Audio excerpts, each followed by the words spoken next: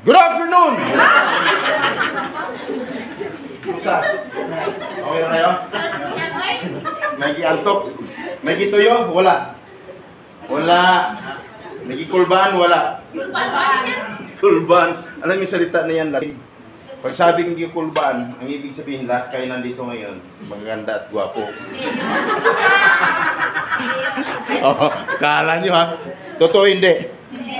O bakit? Latin na salita yun? Thailander kasi ako, sir. Ikaw, sir, taga saan ka? Mukha ka ng Thailander, sir. Yung Thailander na wanted. Okay! May inaantok man, pagpa-amenhin nyo sa oras na to, lahat ng inaantok talagang hindi makakatulog, ha? Pagbigyan nyo ako, ha? Lahat ng gutom, mas lalong gugutomin. Dito ka pala. Ay, sentay. O yun. Tapos na. Ayan. Isa pa yan. Malupit mga speaker dito. Kala nyo. Dalawa lang naman kinali dito eh. Lahat ng tulog. Gising ka lang kita mo, sir. Naligaw. Swerte mo, sir. Doon sa kabila. Malupit ng speaker. Tawa. Dito, hindi pa tapos, sir. Hanggang sa paglabas mo dito, talagang hanggang sa pagdating mo ng bahay, nakangiti ka pa rin. Hoy! Grabe! Grabe dito, no? Swerte niyo sa pidos na to lang mga tulong. Sa ibang pidos, ang daming tulong. Subukan mo na matulog. Mahihirapan ka, guys. Pero dito pinaka-social. Bakit? Kinabukasan, nasa social media na kayo. Di ba? Viral na. Viral na. Siyempre, mga nawong dire. Alam niyo mga nawong. Mga dagko kay nawong.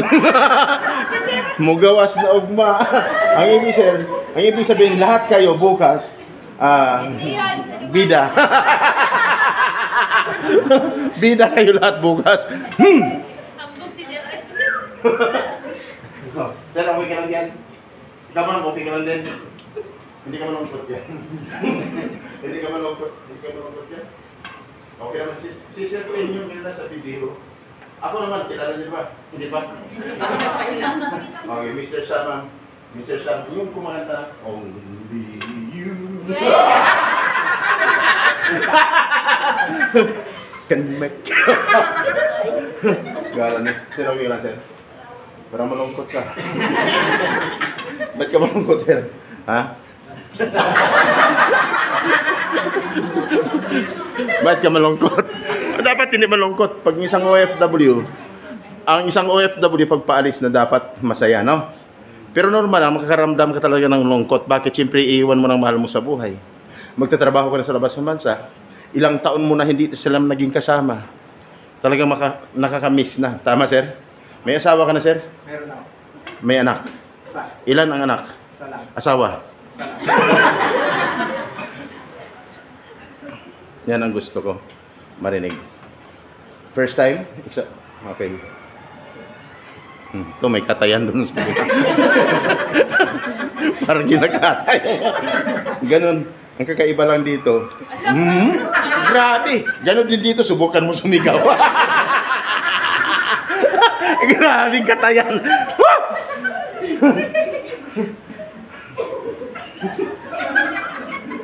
Dito. Malapit na nalagutan ng ano eh. Grabe dito. So pasensya na kayo ha. Kami mga speaker makukulit. Kaming dalawa. Yung sumilip dyan kanina, isa din yun. Okay. So ngayon ako naman, si Mr. Sam Carbajo sa tagapagsalita ng Tapidos. Monday hanggang Saturday, nandito rin po kami. Ang iba nagtatanong Mr. Sam, ba't yan nandito kami dito sa napagalagang mga services. Ang iba nagtatanong. Ang iba nagtatanong, Mr. Sam, ano naman ang mga services niyan? Ang lagi kong sagot ganito, mamaya, inyong malalaman ang buong detalye sa aking pagbabalik. No? Grabe, no? Guys, a bit guys. Patrol ng Pilipino. Sea of the Pride. Nakita kita. Parang kawit ka sa nakita ko sa kamera dati, sir. Okay. Mr. Sam, ano bang pag-usapan natin ngayon? Kaligtasan pagdating sa labas sa bansa. Lahat ba ay gustong magiging matagumpay? Yes. Pagdating sa labas sa bansa? O, kitaas yung mga kamay. Okay, very good. Kamusta naman ang excitement nyo after Ma'am Sandra din? Nasa 100% naman. Okay naman. Yan, dapat ganon. Kaya ako dito, may natutunan kayo, dapat pagdating sa labas sa bansa, may apply nyo.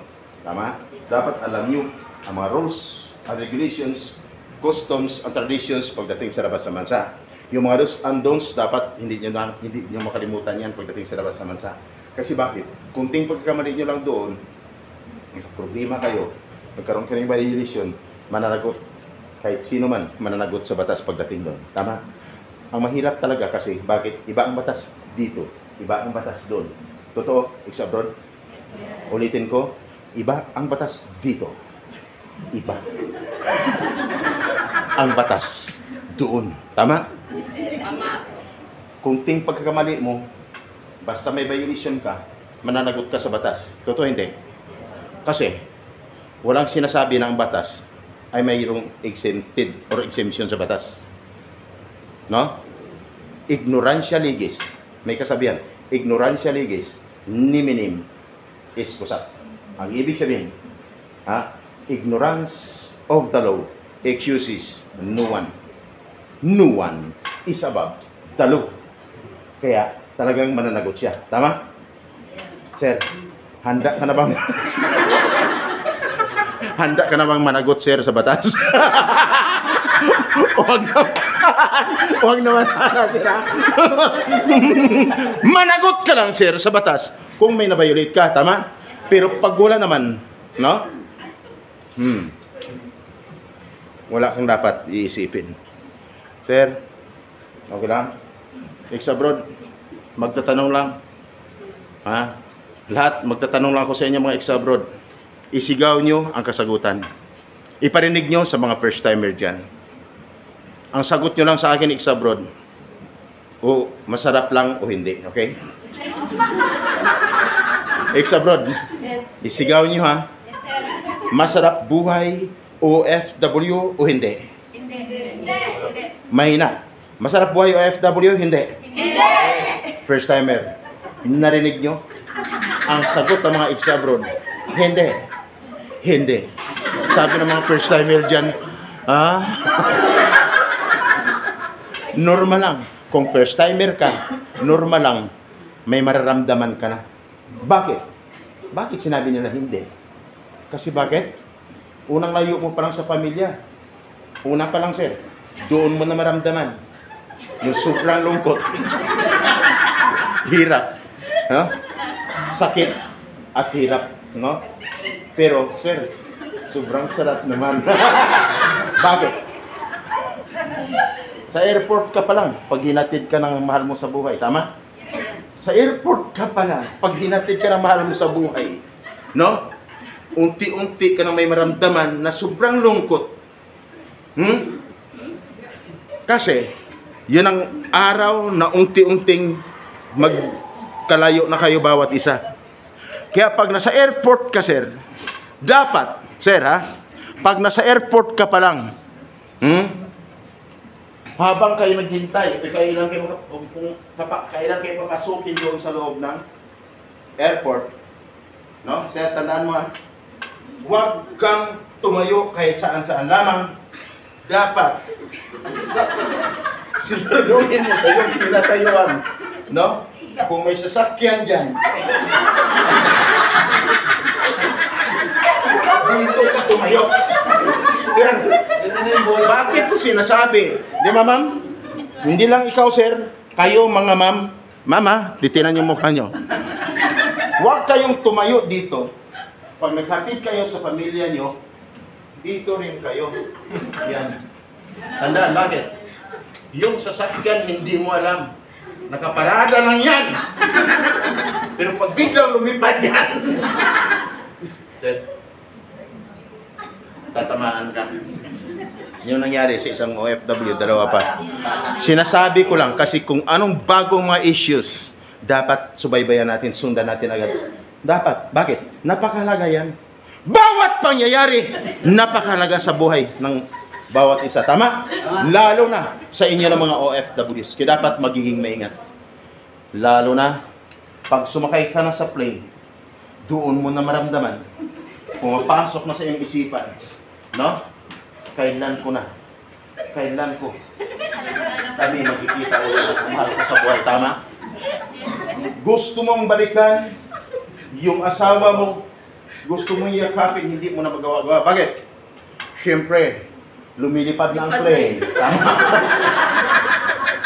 Hindi mo na magawa yun. Kasi nasa taas ka na ng plane. Sa loob ka na ng plane. Hanggang sa umangat ng umangat yan.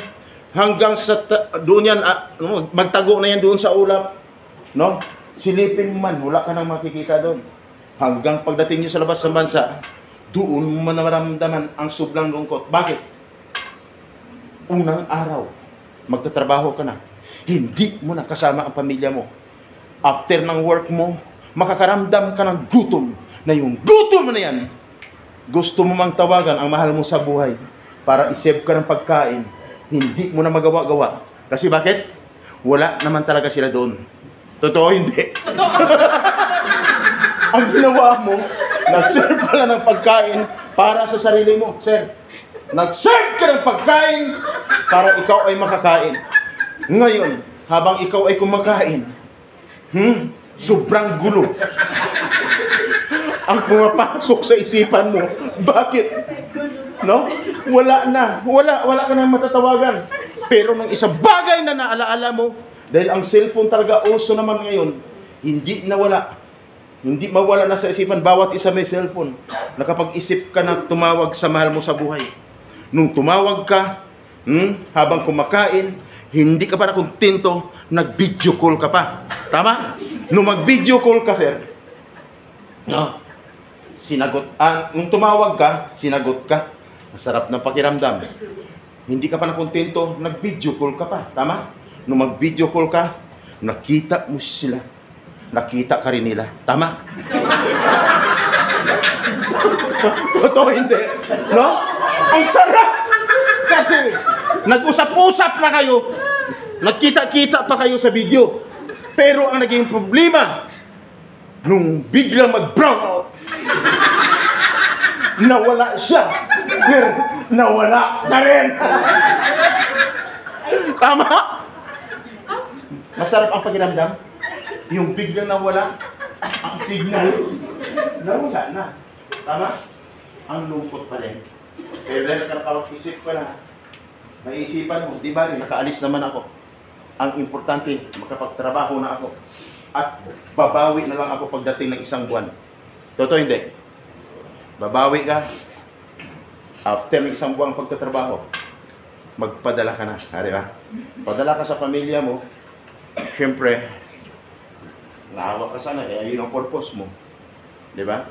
Magpadala ka, kasi unang sahod mo, anong pakiramdam? Masarap. Masarap na ang naramdaman mo. Pero ang tanong, sino ang may pinakamasarap na pakiramdam? Yung pinapadalhan o ikaw na nagpapadala? Yung pinapadalhan ang pinakamay masarap na pakiramdam. Bakit? Habang binibilang-bilang yung padala mo, habang nagbibilang ng padala mo, ang pumapasok sa kanilang isipan, wow, may kasunod pa to. Totoo? Sir, ex-abroad ka? Ganon, no? Ganon. Hindi nila iniisip kung gaano kahirap, no? Ang kinakaharap mo doon araw-araw. Kanina sabi dito sa Pidos, kaya kayo magpidos upang handa ang sarili sa panibagong hamon at mga pagsubok na kakaharapin pagdating sa labas ng bansa. Tama? Kaya kadalasan pag ako'y nagtanong, masarap buhay OFW? Hindi. Masagot ng marami, hindi. Guys, lahat malampasan nyo. Pagpatuloy nyo lang ang inyong pagtatrabaho, ang pakay ninyo, gawin nyo lang kung anong pakay nyo. Ang importante, magtagumpay po kayo. Na makauwi ka ng Pilipinas, Ano mga pangarap nyo sa inyong buhay, natutupad lahat. At pag-uwi ng Pilipinas, ang sarap, no? Hindi ka na nakapagpadala, nakapag-ipon ka pa. Tama? Pag-uwi mo ng Pilipinas, lahat na nagtagumpay, lahat ng may ATM cards, may laman. Tama? Pero pag hindi ka nagtagumpay, kahit anong ATM card mo dyan, lahat ng bangko, kahit anong ATM card ninyo, lahat ng bangko nasa inyo. Pag uwi mo ng Pilipinas, kahit subukan mo, kahit ilang ATM machine pa dyan, dahil hindi ka nagtagumpay, salpak dito, hanggang doon. Kahit anong gagawin mo, walang lalabas na pira dyan sa ATM mo. Bakit? Nagbabakasakali ka lang naman kung baka mayroong naligaw na magpadala sa account mo. Kaya normal lang, wala talagang lalabas na pera sa ATM mo, sa ATM machine. Kasi walang laman ang card mo. Tama? Kaya sa inyong pag-uwi mamaya, i-try nyong dumaan sa mga malls. Pag may nakita kayo, nakahilira doon sa mga machines, no? ATM machines. Pag may nakita ka doon, siya na ang sumunod, tapos lumipat naman dito sa mga lahat ng machines, nasubukan niya na. May ibig sabihin, walang lumalabas na pira yon. Huwag ka na magdadalawang isipan kung sino yun. Siya ay isang OFW na hindi nagtagumpay.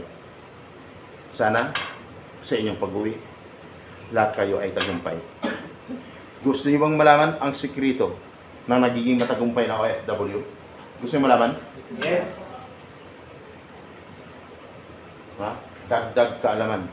Kung marami kang kaalaman, pagdating sa labas ng bansa, guys, sisiguraduhin ko sa inyo tagumpay kayo. May problema! Kaya mong solusyonan? Ikaw yung OFW na tagumpay. Ang pag-abroad ay hindi madali. No? Hindi madali. Kaya pag ikaw ay pumasok sa buhay OFW, alamin mo ang pinasukan mo. Hindi lang yung sugod ng sugod. Pidus ng pidus. Inaabot na ng isang taon kapipidus. Hindi pa rin nakaalis. No? Maraming ganun. Totoo hindi? Super excited! Pari, ang dami natin. Ano ang bansa punta natin? Ha? Malaysia. Ano? Malaysia, South Africa. Ha? Ano pa? Japan, Czech Republic, Korea. Pari, no? Ang gandang bansa punta natin. Magandang trabaho doon. Yan ang nasa isipan niya. Kaya paglabas natin dito mamaya, pare, may certificate na tayo, di ba? Pero after na pagpidos, hawak-hawak ang certificate. Dapat nasa batas. After mo magpidos, siguro doon yung makaalis ka na. Kasi bakit? Yan ang nasa batas. No? Ang problema, umabot ng isang taon kapipidos, hindi pa rin nakaalis. Problema. Mr. Sam, ano ang dapat mong sasabihin sa amin? Ipaalam nyo kung anong mayroon na dapat namin malaman. Nasa batas. Nasa batas. Ang tanong. Magtatanong lang ha. Napakaiksi lang ang pag-usapan natin. Dapat may matutunan kayo. Magtatanong lang. Sino ang nakapag-sign ng kontrata? Taas yung mga kamay. Nakapag-sign lang. Nakapag-sign, taas ang kamay. Yan, nakapag-sign. Okay. Sinong hindi pa nakapag-sign ng kontrata? Marami. Meron pa. Pero mas maraming hindi tumataas ang kamay. Mas marami ang hindi nakapag-sign ng kontrata. Guys, ayon sa batas, dapat ang isang OFW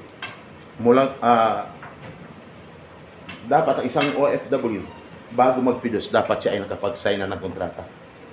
Sabi niyo ba? Ha? Ganun ba? Bakit kami wala pa? No? Pag hindi ka pa nakapag-sign ng kontrata, medyo may konting problema. Kaya kung ang excitement mo kanina is 100%, pagdating sa usapan na to, nagbabawas ako ng 20% sa excitement mo. Bawat may nangyari sa'yo. Kaya kung hindi ka pa nakapag-sign ng kontrata, may ibig sabihin, bawas na ang excitement mo ng 20%, ang natira is 80% na lang. Sabi na iba, akala ko kanina ang sarap ng usapan, ang sarap ng tawanan, yun pala may problema pa kami. May problema pa pala kami ngayon.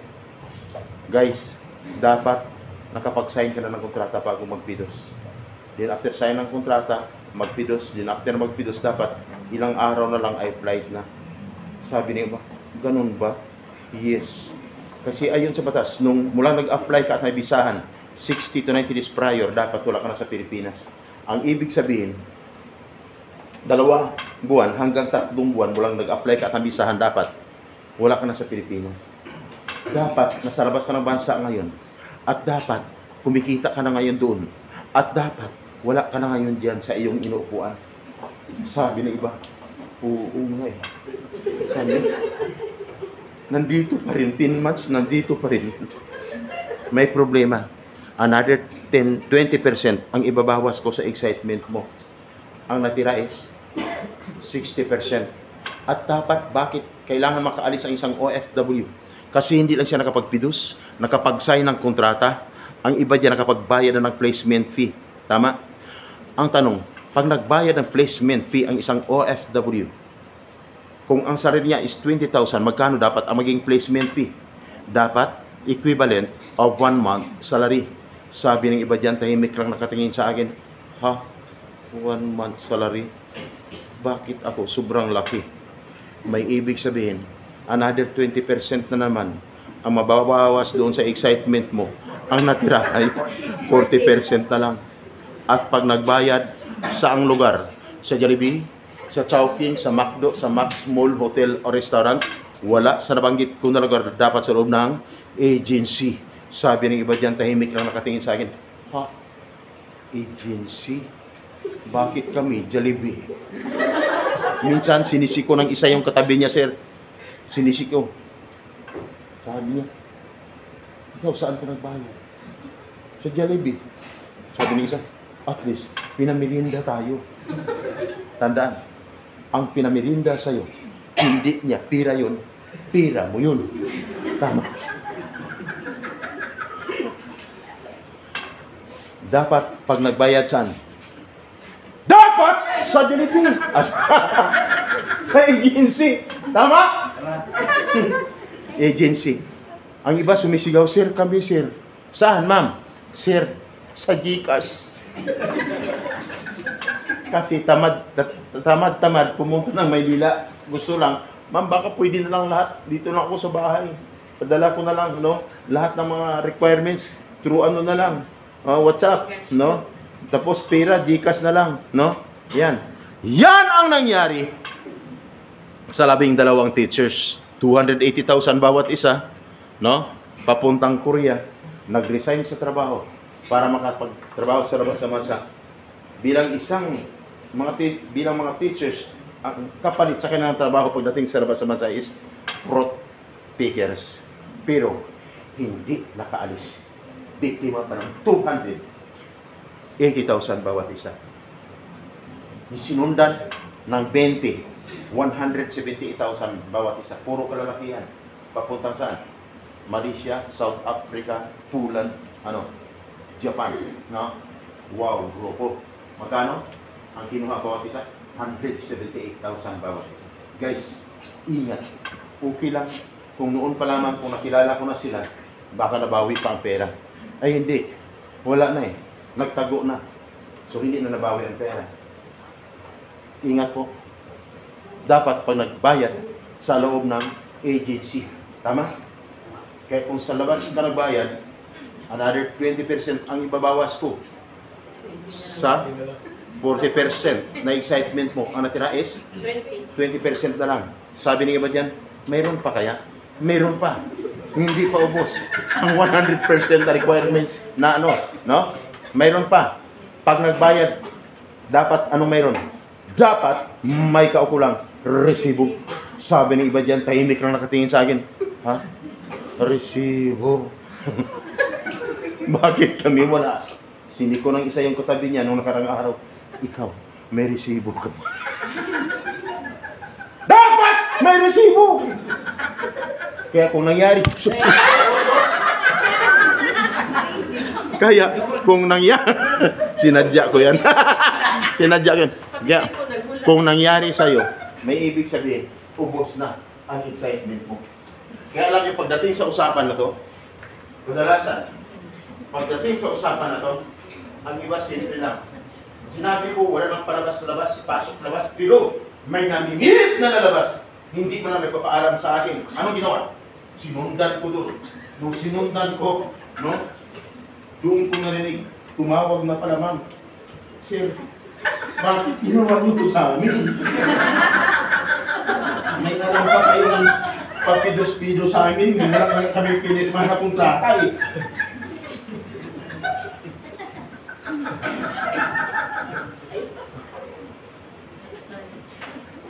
Dito, marami kang matutunan.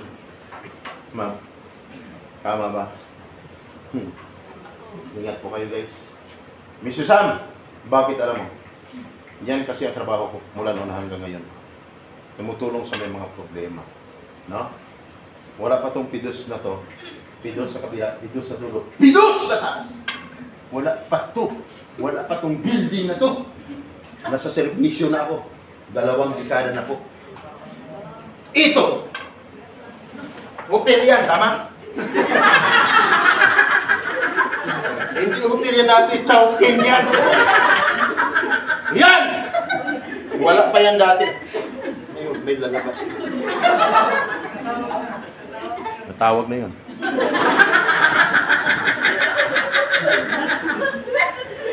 Sabi ko nang sa'yo eh. Inabangan lang tumalikod ako. Agad-agad. Ang iba dyan, hindi lumalabas. Pero, nakapupo sa cellphone. Kasi, nahiyang mabuking. Kaya dito ko sabi ko, ang dami yung pinagagawa sa atin. Hindi ko alam. Sabi mo, masarap buhay OFW. Hindi pala. Pinagbuhaan pa na kami na ganito kalaking halaga. Nabauna kami sa utang. Ano? Kumusta? Kumusta? Okay lang? Guys, hindi ko kayo tinatakot. Sinasabi ko lang ang totoo. Kung may taga-agency dyan, nag-observe sa akin, ako yung sinasabi ng mga OFWs. Na pagdating sa Pidos, mayroong speaker doon. Na pag umating ka ng Pidos doon, katakot-takot ang kanyang mga binabagit. At pagkatapos mong mag-Pidos, gusto mo nang mag-back-out. Kasi bakit? Dahil sa mga narinig sa akin. No? Hindi ko sinabi upang takutin kayo. Bakit? Sabi lang ba? Yan. Yan na yun. Isa pa. Sabi ng kasama. Oh, nandiyan na ba yung speaker? Pinadala kayo sa inyong agency dito para maraming matutunan. At para may handa mo ang sarili mo pagdating sa labas bansa, hindi na sa labas bansa, dito sa Pilipinas kung may problema mo. Mas-solve mo na agad ang problema mo. Ayos ba? Ayos, ayos. Yun po. Hindi ibig sabihin, pinadala ka ng agency mo dito para takutin kayo. Hindi po. Mahal lang kayo ng inyong agencies. Tandaan nyo, kaya kayo dito pinapilos. Ang daming pilos dito. Akala mo, ang sarap-sarap. No, kasi wala kang maririnig na kung ano-ano. Basta, may PN ka lang, may certificate ka lang, ayos na. Pero paglabas, na. Hindi pa ang solusyonan ang problema. Ang dami guys, ang dami. Kaya dito, sinasabi namin sa iyo, kasi yan ang naayon sa batas, ang sabi ng mga dapat, may matutunan yung OFWs. Hindi lang yung pag-apply, magpidos, aalis, pagdating kunting problema, uwi na lang Pilipinas. Tandaan nyo, gumagastos po kayo. No? Baon kayo sa utang pagkatapos sa kunting problema lang. Uwi ka na agad ng Pilipinas. Dito, para sa inyong pag-alis, kung hindi pa kayo nagka-alis, magtagumpay kayo sa lahat ng inyong mga plano sa buhay. May problema man, katulad ng sinabi ko, Sa mga nagpidos na wala pang, ano, hindi pa nakapagpirma ng kontrata, pasalamat kayo sa inyong agency. Ang ibig sabihin, advance pidos lang kayo. Sabi nito, ay salamat. Advance pidos lang pala. Ang purpose, hindi na kayo mahirapan, pabalik-balik at mabaon na lang sa utang, wala pang pinirmang kontrata, tama? Ngayon, after po sa ng kontrata, so sunod na. Sa ilang kontrata, flight na. Tama? Yan kasi po. Kasi maraming sa mga OFWs malayo pang pinagalingan. Tama? Yan. E pag nakaalis, ayan. Yan ang ibig sabihin. Advance pidos. Pero sa nabanggit ko na iba, yung danali ka ng pera, sobra-sobra, dami yung mga nabag sa batas doon, nangyari sa'yo, may ibig sabihin, you are a victim of illegal recruitment. Sir, illegal recruitment, anong batas yan? Batas na Republic Act 8042 of Anti-Illegal Recruitment or 10022 as amended of Anti-Human Trafficking Violation. Yung kinuhaan ka ng pera, wala sa resibo, tapos sobra-sobra ang paniningil sa'yo, tapos nakipag-transaction ka pa sa labas, no? Gawain ang illegal recruitment. Sinabi na kanina dito, di ba? So, yung plinas sa inyo, maging maingat. Kaya kung nangyari siya sa labas, dapat pinagkukuhaan ka ng pera. Hindi man ang alam ng agency, i-inform agad yung agency. Kasi maraming gumagamit ng pangalan ng agencies. Ang pakailangan makakuha ng malaking halaga sa mga OFWs. Tama? Ingat kayo. Katulad ng teachers, katulad ng 20, hanggang ngayon walang tigil. Kaya dapat magiging maingat. I-inform mo yung agency. Bakit? Pag hindi mo na-inform, nahuli ang suspect sa labas, kulong habang buhay din yung kausap mo sa loob ng agency. Tama? Kaya dapat ingat. Then, pag may problema sa labas, dapat i-inform din po ang inyong agency. Ha? I-inform. Lahat ng pangyayari sa labas sa bansa may problema, huwag kalimutan ang inyong agency. Malinaw? Hindi kahit saan-saan magreklamo, dapat ang inyong agency isipin lagi, hindi kayo nakaalis ng Pilipinas. Walang naging bayaning OFWs kung hindi dahil sa agency. Tama? Sila ang nakakaalam lahat sa lahat ng proseso, paano mag-deploy ng OFW sa labas sa bansa. I-inform, pakiusapan ng maayos, sabihin kung anong totoo, huwag magsisinungaling. Kasi ang iba, ang iniisip lang, wow, pag nag-abroad ako, may problema, may malalaki, may masusumbungan ako saan-saan. Tandaan nyo, baka pag nagsumbong ka kung saan-saan, hindi mo lang na-inform yung agency, pati pamilya mo madadamay. Bakit? Nagka-problema ka. Tawagan mong pamilya mo. Magreklamo ka nga dyan, tulungan mo ako. Kasi may problema ako dito sa labas sa bansa. Anong sabihin ng pamilya mo? Bigyan niyo muna kami ng ano dito. Bigyan mo muna ako ng ano dito. Pera. Padalhan mo muna ako. Wala akong magamit sa paglalakad para ayusin ang problema. Nagka-problema ka na nga, hinihian ka pa ng pera. Tama? Ano yun? Ang matindi, pag nakarating ka na sa abogado, no? Manalo o matalo, magbabayad ka. Mayroon akong mga tips, mga sekreto sa inyo. Paano humingi ng tulong na hindi maapektuhan? Number 1, ikaw. Agency mo hindi apektado. Pati pamilya mo hindi apektado. Libre ang serbisyo. Hindi mo makutak ang agency mo. Anong gagawin mo? May number akong ibibigay sa inyo. Yung number na 0948-0939-770 0963-513-5480. Ibibigay ko yan sa inyo. Siya ang kakatok sa pintuan ng inyong agency at makipag-usap sa problema mo. Diplomasya ang pinapairal niya. Ayos ba? At pag nasolve ang problema,